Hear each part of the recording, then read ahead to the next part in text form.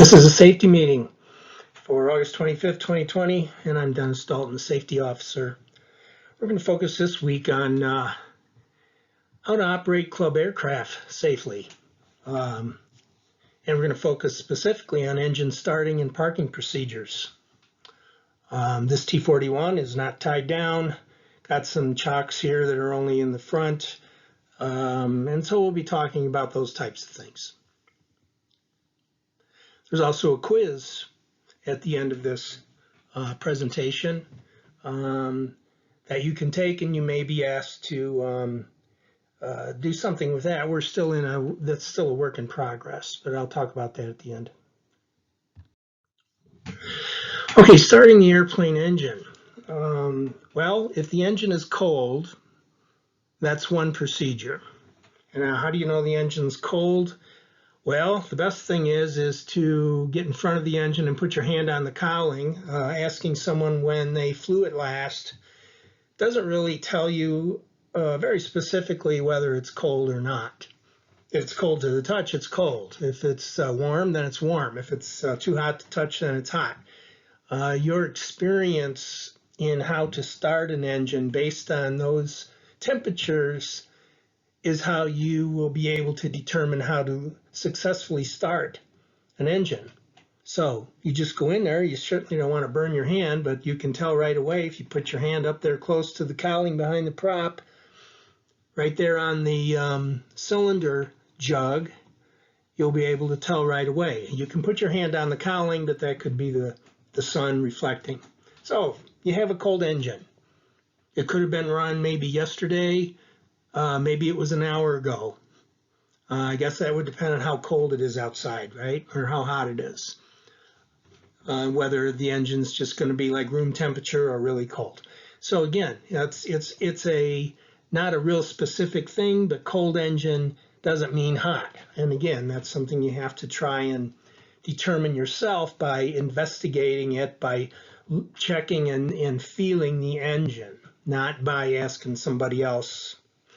Okay, so then if it's cold engine, you use a checklist. And the checklist has a procedure for priming the engine, and that's what you follow. So then you engage the starter for 10 or 15 seconds. The placard says no more than 20 seconds. If it doesn't start by then, try something else because it's not going to start. Well, let's say this is a great day and the engine starts right up. Well, you need to reduce the throttle to 900 to 1,000 RPM immediately, and then lean for taxi. Leaning for taxi does not have to be an accurate procedure. A rule of thumb could be pull it out a ½ inch to an inch. Most of those planes are different. It depends on how the mixture control is attached to the system. But it's if you pull it out too far, it's just going to quit. But usually when an engine is idling, being too lean is not that dangerous at all, and it won't affect the engine at that idle speed.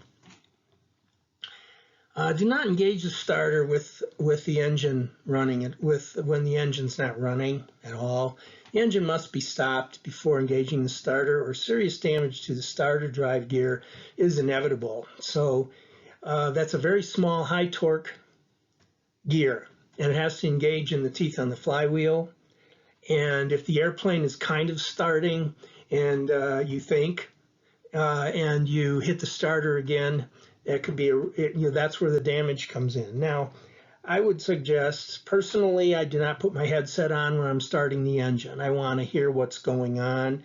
You can leave one ear up off your ear and one on, but I wouldn't, especially if you got a very expensive noise canceling headset and you put that on, you can't tell or hear anything. And that's not good because you have no idea what's going on. Okay.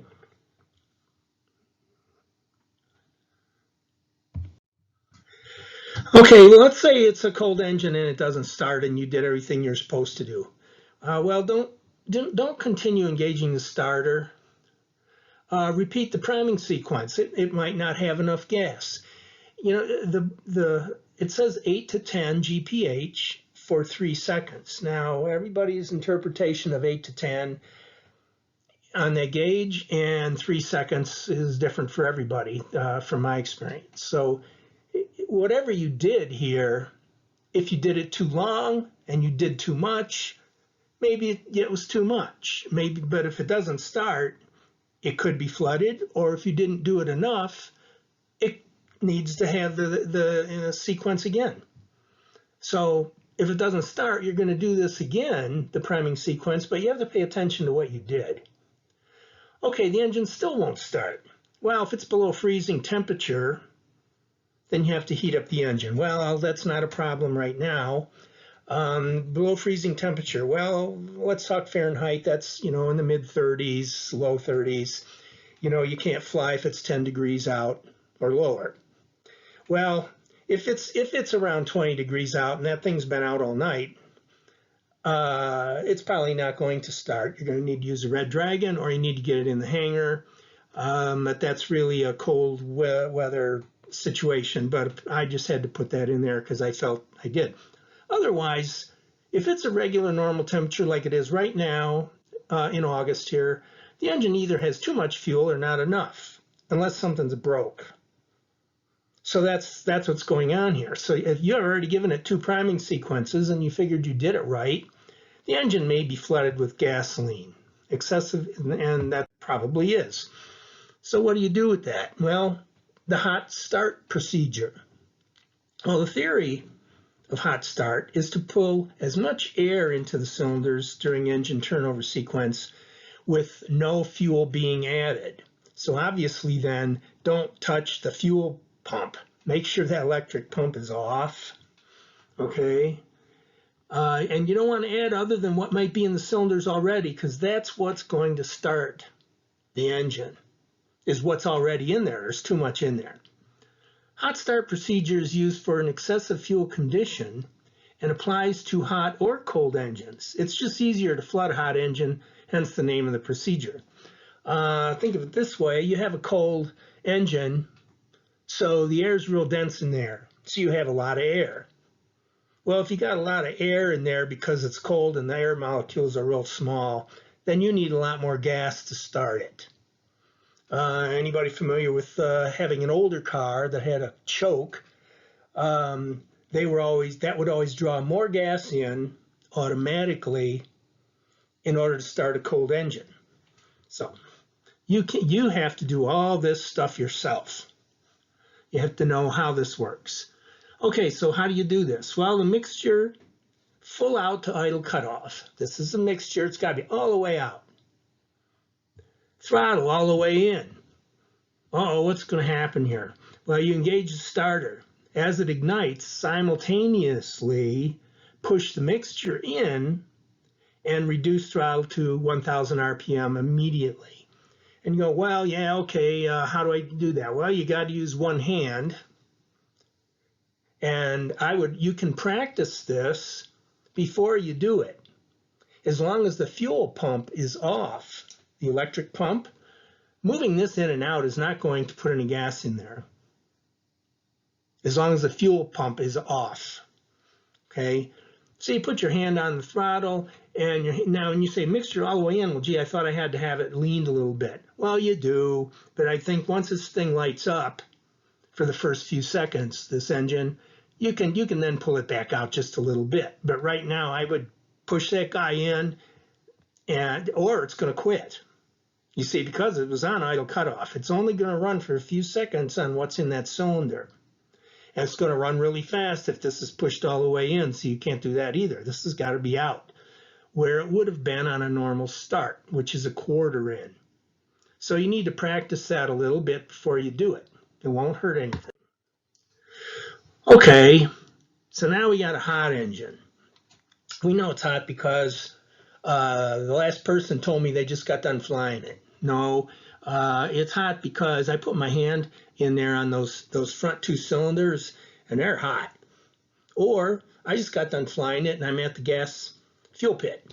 Okay, well, everybody gets out the checklist and that's fine. That's what you're trying to do.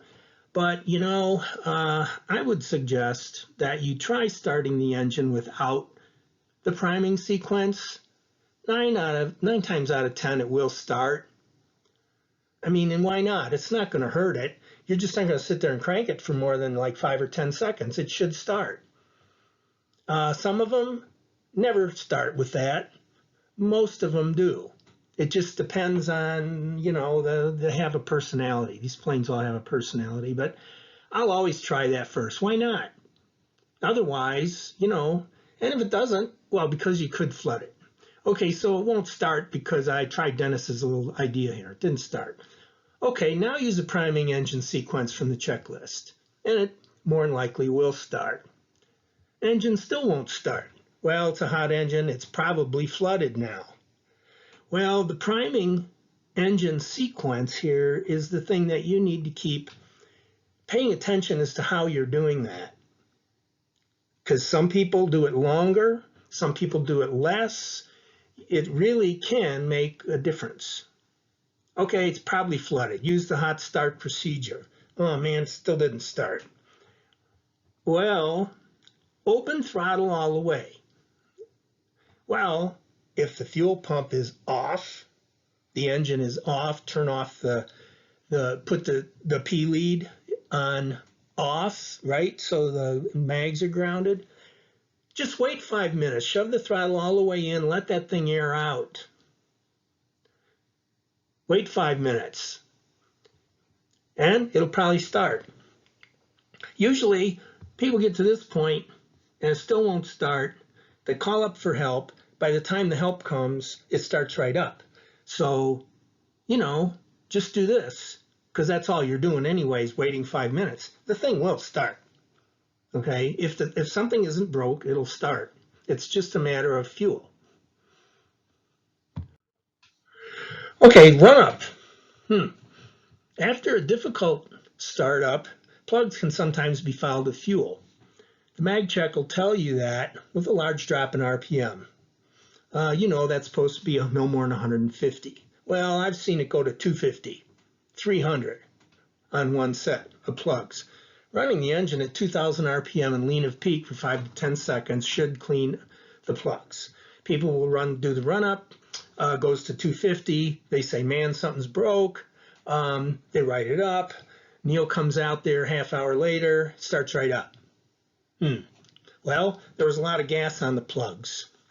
So lean of peak, first of all, at 2,000 RPM, if you lean it really lean, the EGT is not going to help you here. I say 2,000, which is higher than run-up speed, as you can see here, just a little bit.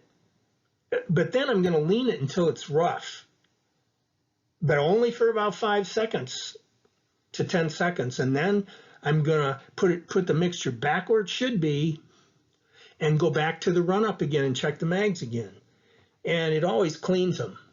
It's just they're just a little fouled, and they just need to get that cleaned off, because it's either that or you air them out till it dries up. Save Neil a lot of work. Okay, well, now we got here a full closed throttle or idle speed check. You do that at the run-up all the time. At this stage, it should be 500 to 600 RPM.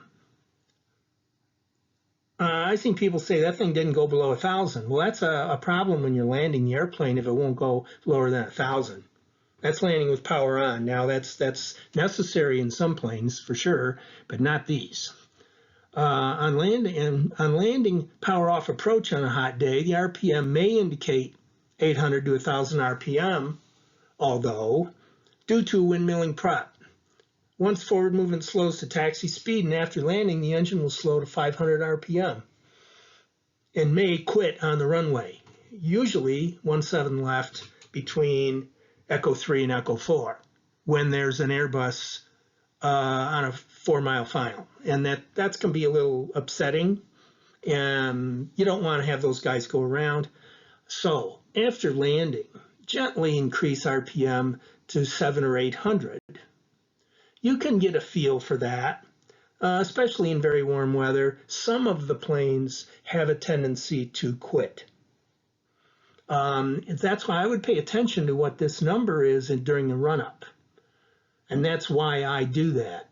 If some of them go to 750, I don't think it'll quit. But if some of them go as low as 500 or even lower, it could quit when you land. So I got my hand on the throttle, just give it a little bump. Not a lot, because you got to be at taxi speed to turn off. Parking the plane outside. Well, there's Neil, and he's working on these tie-down ropes, tie-down chains, and he's cleaning out the pockets where the loop is that's embedded into the tarmac there to hold the ropes and chains. The chains have hooks on them. You'd have to ask an instructor how to do the double loop with that. We used to do a double clove hitch with a rope, and the second clove hitch loop would hook itself into the second loop, and it made a really good, but everybody then was a Boy Scout, and they don't do that anymore. So what he's got here is these are a sliding aluminum bar on here, and the weight of the pull of the tension will lock it. The chains do not. But in any event, when you're wrapping these up, don't put them in these holes because they hold water, you see there, and then the chains rust. So there's either chains or ropes, but he's making sure that everything's clean and all of them are the right length, because there's been some issues with that. Always taxi the nose wheel on the yellow lines. Do not cut corners and taxi over a chain or a rope. The prop will pick it up. It could. That would not be a good thing. You're assured clearances if you always stay on the yellow line, and an orderly way of getting into your parking spot. So you go, well, I'm going to have to back it up. I'm just going to do this. And I'm saying never apply one wheel braking and aggressive throttle application to line up the airplane on the parking spot. You're just pulling up gravel if there's any around, which will nick the prop. It's a lot of hard work for the shimmy damper on the nose wheel as well as the brakes. So it doesn't look good, and looks a little like a duck out of water, and it's not a good way to handle a plane. It's not made for that. So what are we going to do instead? Always taxi up perpendicular to the parking spot, shut it off, get out and push it back with the tow bar, and you can get it. That's hard to do too, but it's pretty level surfaces. You can do that. It's just a lot better on the plane. Always tie the plane down the airplane at each wing attachment and the tail eyelet before leaving the airplane if the next renter is not standing right there waiting. Here's what happens here. First of all, here's the tie downs. You have one at each wing. There's a very obvious eyelet. It's like a 1/4 inch eye screw right in there, and there's one at the tail right by the skid tail. These don't have skid tail things on them. What happens is the wind is coming from this and it's coming straight in this way, the airplane will weather vane. What's the first thing that's going to happen here? Well, if there's no chocks, which is what's on this plane, the airplane's going to try and point towards you, the viewer, until those things tighten up.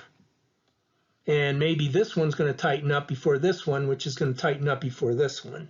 So it puts a lot of twisted strain on the airplane. Well, that was done on Friday, and so Saturday the wind shifted over here.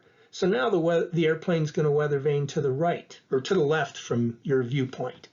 Now it's going to tighten up and jerk this one around, and this one's going to be loose, and then this one's going to be tight. I like to see these not like curved. I'd like to see them tight. Then it's not going anywhere. And you put in the chocks, one in front and behind the wheel. It doesn't help to put it one place or the other. Never use the parking brake instead of or with tie downs. All that's going to do is drag the wheels around. The wheels will not stop this thing from weather vaning at all. If you're on a slight incline and it's a real mild sunny day and you're just going to run in and use the bathroom, yeah, I guess a parking brake would keep it from gently, you know, rolling around and stuff. And that's a whole different, I mean, it's just common sense, but you never want to use this with these because it doesn't help, in my opinion. Okay, the aircraft cover. Always cover the airplane when parking outside unless you know the next person is waiting to take the plane right now. If just because they're on a schedule and you don't have time to put the cover on, doesn't matter. You're supposed to put the cover on. It protects the avionics, keeps the inside cool, helps the windscreen not get all checked and weather beaten from the UV rays. It doesn't help with hail, but everything else. Always roll the cover up starting at the tail and end at the windscreen and remove the snaps last. The snaps are permanently fastened to the top of the windscreen. And so they're going to keep the cover on there.